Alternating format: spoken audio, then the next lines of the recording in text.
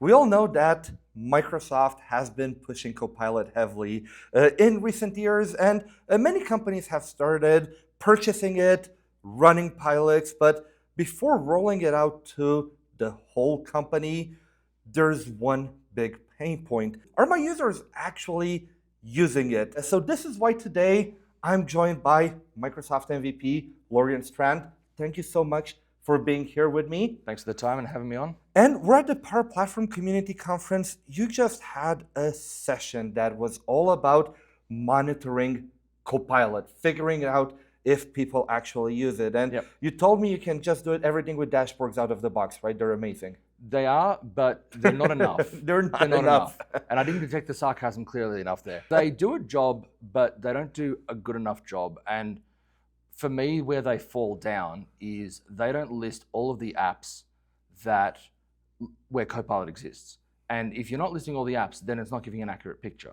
They focus on the obvious ones of like Office, so your Word, Excel, Teams, PowerPoint, chat, but they ignore the forms, the planner, the stream, the SharePoint, all these things. So if you're using it in those other apps, but not the core Office apps, then the out-of-the-box functionality is going to say that you're not using it much, which means somebody will say, I'll take away your license, thanks. But I'm using it in what I am productive. And I agree with you is that what we have out of the box, and I was just joking, most enterprises are like, that's a good starting point, but that's not enough for me to actually make a decision if I take your license away. Yeah, absolutely.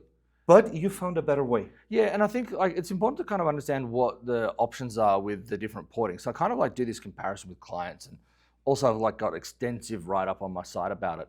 But effectively, we've got the native stuff. So you got the M365 Admin Center, but that's limited because there's certain reporting there, but also it shows date of last use, which I don't care about. I want to know how much. So it has some of it, but a lot of times the Admin Center only shows the last 28 days. It's starting sometimes in some areas to go further back. We've got the Copilot dashboard. It's good. It's got some pretty graphs. That's the things execs need. And then you've got Viva Insights has your Copilot adoption and a few other Copilot-esque reports. But all of them only show a subset of the data. So when we've got custom solutions, so we can customize the Viva Insights report, but I still have the same limitation that the data is simply not there.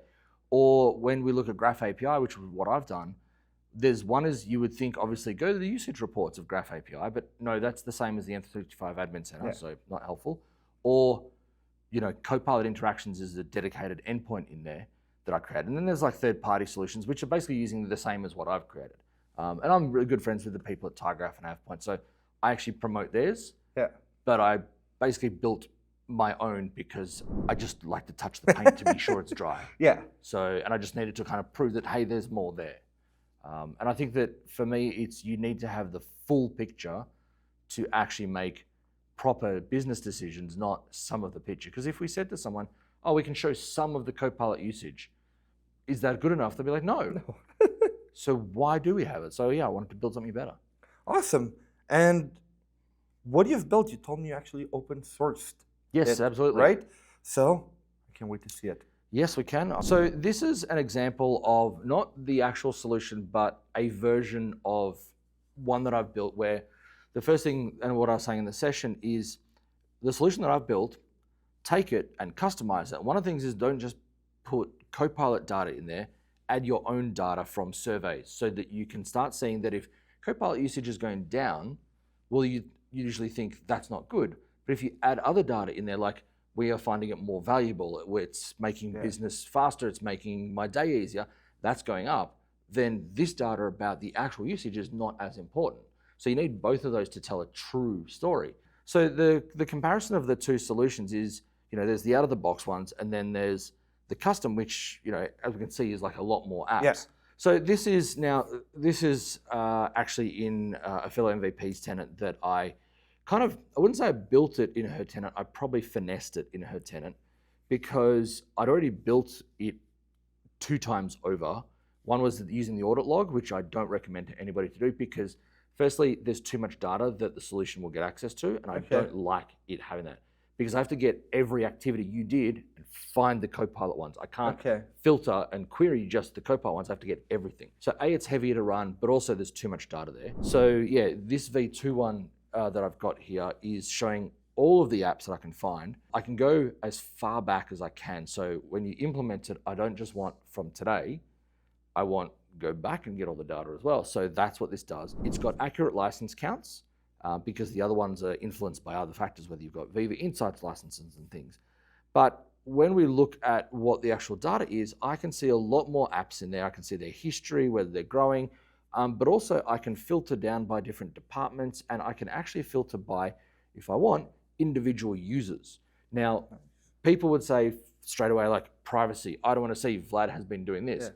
And you know what, that I completely respect that. The thing is, the solution needs the data to be able to look at Vlad's department, Vlad's location. So whether or not you choose to allow that data to be shown is up to you, but I still need the data in there. Because what I would envisage is organizations would customize this and have the departmental level view or a manager level view or an exec view. So we pull this kind of information in. We've got a lot more, because I'm pulling other fields from Entra ID. We can sort and filter by those kind of things, but also we can start creating leaderboards. And I think what's important with the leaderboards is in the version that exists out there for the community to take, doesn't have something that I built in the V1 and will bring back in V3, which is the laggard board. Show me your lowest users. Oh, okay. Now, it's because a lot of people will think, oh, the lowest users, that's the intent is to take their licenses away. And look, that actually may be a valid thing. I see it more of an opportunity to go, okay, who are the lowest users of Copilot? Let's buddy them up with somebody in their, in their organization, in their team, in their role, who is using it really highly. And let's see if we can actually transfer some knowledge and skills and help them. So I see it more of an opportunity to grow the usage as opposed to, take their license away. I think having lots of data is better than having not enough data. I do have some questions for you. So you said you're now using data from the audit log. Correct. Where do you get the data from? So there is a Copilot endpoint in Graph API called Copilot. It only works for licensed users, unfortunately, so I don't get to see the non-licensed Copilot usage. And in there's a call you make called Get AI Enterprise Interaction History. And in that interaction history, there is a lot of data, which again, I remove a lot of the data because I don't want it. But so that dedicated one allows me to query. I basically pass it this licensed user ID, give me their interactions within this date range. And that's how the solution runs on a nightly basis, whereas the other ones are generally up to like a 2-week lag to get your data. This runs nightly, so I can see, hey, we ran a training session, and now I can see a spike today.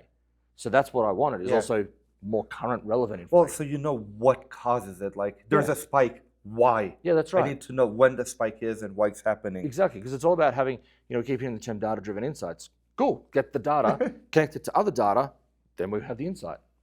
And the other question I had for you, you mentioned that you can only get it for licensed users. Correct. And right now, we just talked about it on how the Copilot button is everywhere. Whether you like it or not, licensed or not, you have the biz chat. Well, M365 Copilot chat, not connected to your work data. No, that would be web chat, which is what it's called behind the scenes. Web chat. Okay, good. No, it's good. confusing because you call it biz chat. No, not you, as in it's referred to as biz chat, but biz chat actually is talking with your business data. So it's when you're looking at the worker web tab. So if you're a licensed user, you get worker web. If you're unlicensed, you just get web, which is web chat versus biz chat. And I didn't know the technical terms, so I learned something. I learned even more stuff right now. Okay, so web chat. If I use web chat in Office, can I see that? Yes. So I can show you an example of what the data looks like. I'd love to. So this is, we get, whenever we do a query to see what the interactions are, we actually get two. So the first one is the user prompt. And in this user prompt, we can see a lot of rich information in there around, basically the ID. We can also see the session ID, the interaction ID, because sessions and interactions are different, and they're different usage metrics. We can see, where they're prompting it from, so whether they in an app or whether they in chat, as in the chat interface. If they were prompting it from an app, we can also see where the content was that was located, so whether it was OneDrive or SharePoint. If it's in Teams, we can see, is it in a chat, channel, or meeting? And as you can see in the screenshot, we can also see the actual prompt itself. Now, this is relevant, and I'll get to in a sec. I don't want to see that prompt. For me, that's a privacy issue. Now, if someone wants to see it from an audit log perspective for security, go do that. My solution is not for that purpose. But if somebody ever wants to adapt it, they could. Absolutely. Just go and modify the workflow. Okay. And where I have a select action in the workflow that says these specific things, add it back in so that you get that. So yeah, we can see like whether it was an attachment related. So a whole bunch of context there. The other one we get is the AI response. So I discard that one entirely because otherwise I end up with you, Vlad, were in a Word document and you asked it a question and it responded. That's 2 interactions. Okay. So, but that's not actually how many times you used it. So because of that, I actually discard the response entirely. Okay. Because then I get the how many times did you use it, not how many times was there an interaction. And just to take a step back, because you explained this to me yesterday, the difference between session and interaction. Yep. So I'm going to try to explain it, Sure. and you tell me if I do a good job. Okay. So every time you open up, let's say, Word or PowerPoint, and you open up the Copilot on the right side, you open up a new session. Yep. And then every time you ask Copilot, hey, change this paragraph, do this, add a joke in here, every time you write to it is one interaction. Yep. But as long as that Word document is open, we're still that same session. Yes. If I close the Word document and then reopen it in an hour, that creates a new session. Yes. Right? Captured it perfectly. Awesome. So it's important to know the difference because sometimes Yeah. you look at the sessions and some people think that's how many prompts they did.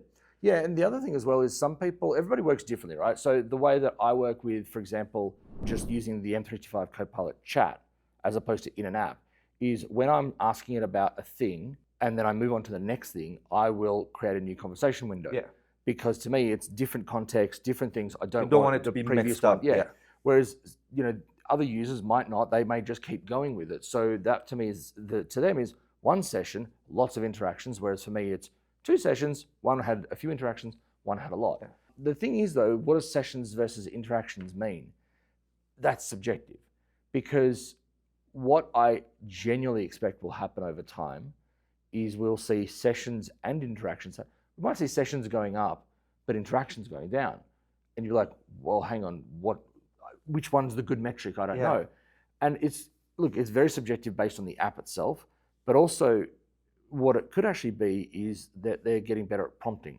So instead of I went in and I said, create a PowerPoint slide that's got this information, and then add a banner, and then put a picture, and do this. And before I know it, I've got 10 prompts just to create one slide.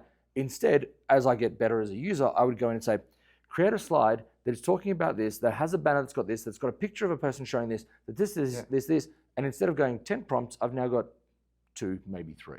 So less interaction isn't always a bad thing. That's right. And that's why that slide that I showed before about having the qualitative data about people saying it is saving me time, I am getting a value out of it, is critical to basically offset that so you can tell a clearer picture.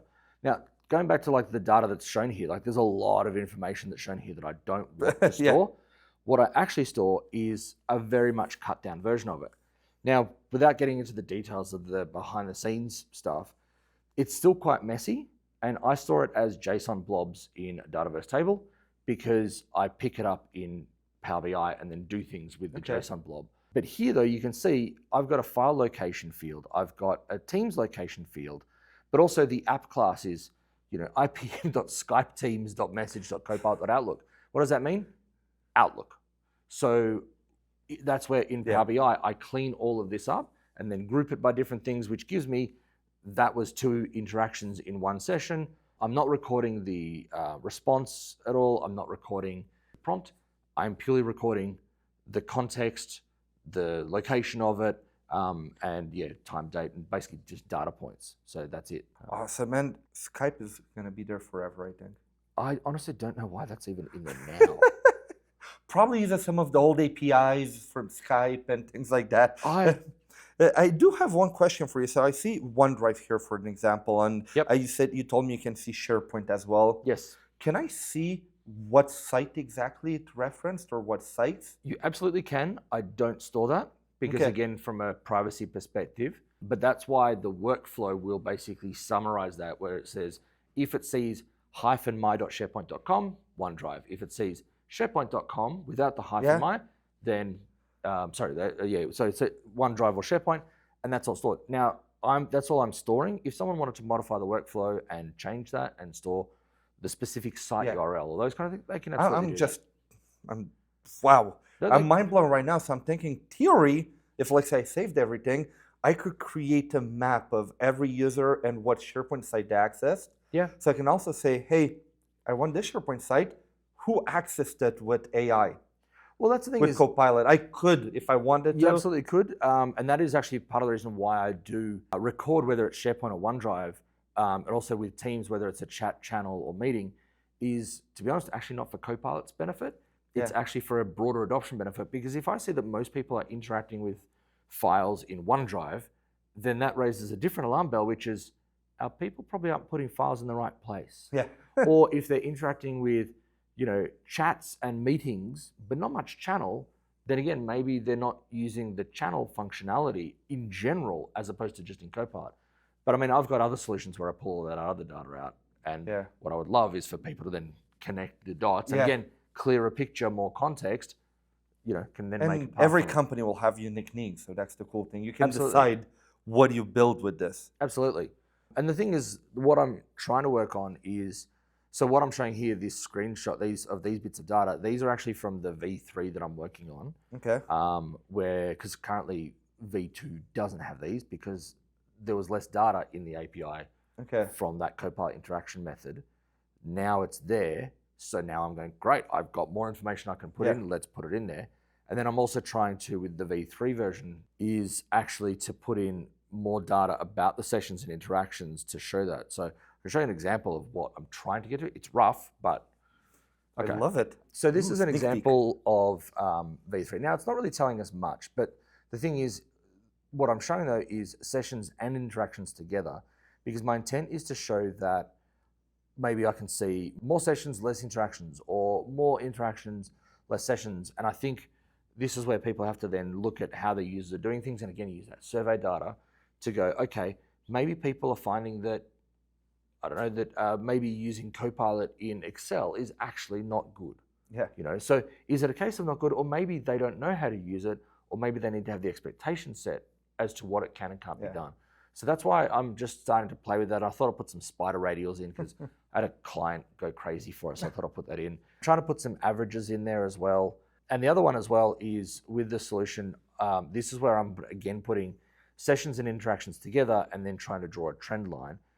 Because again, now this is off a demo environment of 5 users. So really hard to, and we tried hard to simulate usage. But yeah, this is showing all those different apps. And what I want to see is, as I said, like maybe I can see the trend line for, if I look at like OneNote, right? It's very slowly going down, but the usage is actually potentially still high. So I'm not a Power BI expert, so this has a lot of work to be done. And that's why I put it out to the community, because, hey, make it better, share it with me, everybody else can benefit from it. But yeah, and also those logos pull from my Microsoft Cloud logos repo. So I see SharePoint, Teams is updated, Outlook is all updated. Because, and even that Forms one, I updated the logo on it yesterday and I hit refresh on my report and it updated. That is cool. So yeah, anybody who deploys the V3, if for example, the whiteboard logo gets the same treatment or the stream logo, the next day after I've updated it, they will get it. I don't know how I feel about the ones that didn't get the new logo. I feel like, Microsoft has favorites. Oh, absolutely. The fact that Forms actually got a new logo, I was surprised about. Because they've left them behind previously. So yeah, but that's the thing is I thought that can make it richer. And the thing is people don't have to do it in the same layout I've got. Because as I said, I'm not a Power BI expert. Like I was playing with another layout here where I'm trying to try, the two bottom rows, those are actually exactly the same data, but different graph types. Yeah. Because, this is where I encourage people in the community to help out with this because, hey, if you're a Power BI visuals expert, great, help me out. Better visuals because, there's a MVP buddy of mine in Melbourne, Greg Nash, who a few times has criticized my overuse of pie charts. And the thing is, I'm not a BI person. It's a means to an end for me. So, if there's better charts, let's use them. Yeah. I'm just doing this because that's gives me the data that I want. You should ask Copilot. Copilot, here's my data. Give me the charts. Actually, I use Copilot a lot with Power BI stuff where I say, I've got this and I want to do this. And it will say, go create a measure for this, here's the code. There's other things that I'm trying to do beyond for V3 where I'm trying to add in some additional functionality. So I want a standalone report for execs. So they don't see all of the other pages, they just see the big ones with the big graphs and the things going up and the satisfaction rating. So like some of the ones that I showed before. I want a manager level one so they could see their team how's performing. But also I want an individual one, like how do I stack up against other people in my team without seeing the details of their names, obviously, or other people in my country or other people with the same job title as me. And I think that's the thing is with all this data, it's completely up to the person who's implementing it if they want to provide that. But that's what I want to do. And I want to also get more trends and things and data science stuff because I just don't know. There's only so much I can do when I'm figuring out what it actually means behind the scenes, trying to figure out what the graph API response is because there's a bunch that aren't in V3 yet because I don't know what they mean. Okay. As in the word, for example, when I pretty up the name, one of them is Viva Goals. And I look at that and go, Which is gone. Exactly. So how am I getting Viva Goals data? I've seen Copilot Search has appeared, which is now the new search interface. There was another one that was simply Viva Copilot. I think might be Copilot for Sales, because that was originally originally that was Viva Sales. So I'm like, God. This is what goes into this is figuring out. And I guess none of it is documented. Not really, no. Those ones are not documented. Some of them are, but that's where I basically bash my head against the wall, try to figure it out, and make it so that when you open it up, it says whiteboard or Viva Engage or like biz chat, web chat. It doesn't say that. It says chat work, chat web. That's what I'm doing. So this is exciting. It's rewarding, but frustrating that I have to do it. But it's rewarding when it helps. So with Lindsay, my co-presenter that I did this session with today, this flat out resulted in them buying an extra 2,000 licenses over their 1,000. So that's the thing is for me, if anybody from Microsoft, and I said it in the session, hey, if you want to have an issue with the fact that I'm saying potentially, not positive things about the tools, and don't get me wrong, they have lots of value, lots of merit, but this is resulting in actual license purchases, then hey, and you know what, if Microsoft wants to take it and incorporate it, I'd be very happy. Please. So yeah. That is awesome. So I'm super excited. Thanks. How can somebody get started today?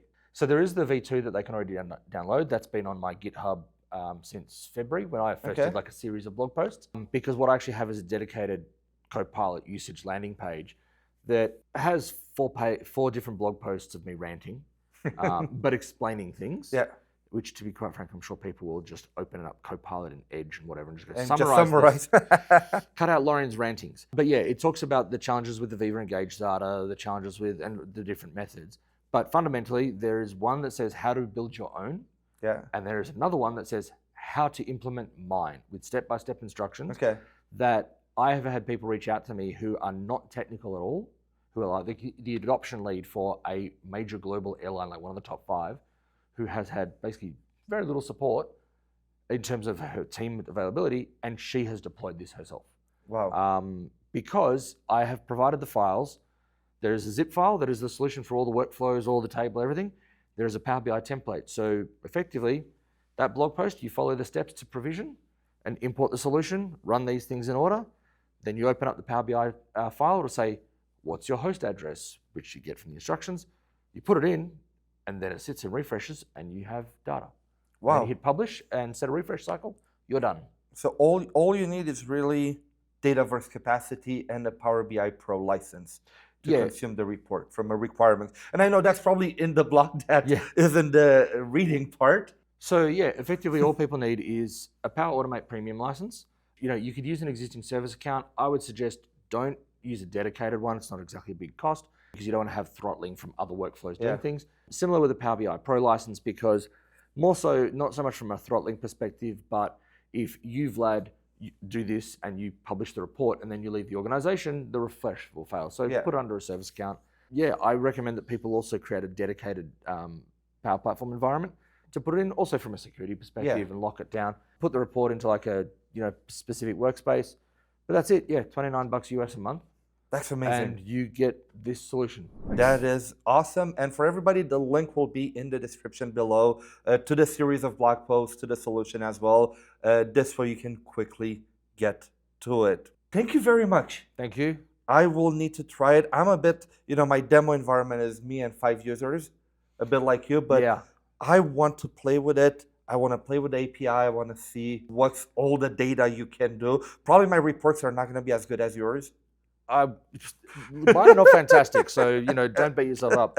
One of the questions I got in the session was around: do I use the prompt data that people have typed in to basically get some insights as to what they're prompting, which is an amazing idea. And Oh my God. sorry, now I'm thinking of building a different solution. You're giving me ideas and stuff. Well, because I don't record the prompt data, but I could create a different solution that records just the prompt data in some secure vault and then runs like Azure OpenAI at it and then basically summarizes what are people asking for, where are they doing it, that kind of stuff. That would be great. Further, every meeting summarize, you assign it a dollar value. Yeah. And then you can actually get a dollar amount on your Power BI report. For every 30 minutes of meeting that you summarize, you save 20 minutes, add a dollar value to that, and then you can actually calculate how much money Copilot saved you. That's a brilliant idea. That just came up to my head now that you mentioned that. That's fantastic. No, and this is why I put it out to the community, because I didn't want to just do a blog post and go, here's how you do it. I want to say, no, here's mine. Use this as a step up to then go build your own, and please share it back with me so that we can add and others can benefit from it. So it was good in today's session that there was like hundreds of people there, like snap, snap, snap, snap, snap, like take it, please. Please, let's use make this it. better together. Yeah. So yeah. That is awesome. I definitely have homework now. Yeah. I'll add it to the list, but thank you so much for your time. Thank you. This has been very, very valuable for everybody watching. You'll have Loryan's socials, blog, everything in the description. Please connect with him. He always shares a bunch of awesome and useful stuff as well. For everybody watching, thank you so much for your time. If you're looking for more news from the Power Platform Community Conference, you'll have one appear on the screen right now. And if you enjoyed the video, please like it, subscribe to the channel. It means a lot to me, and see you all in the next one.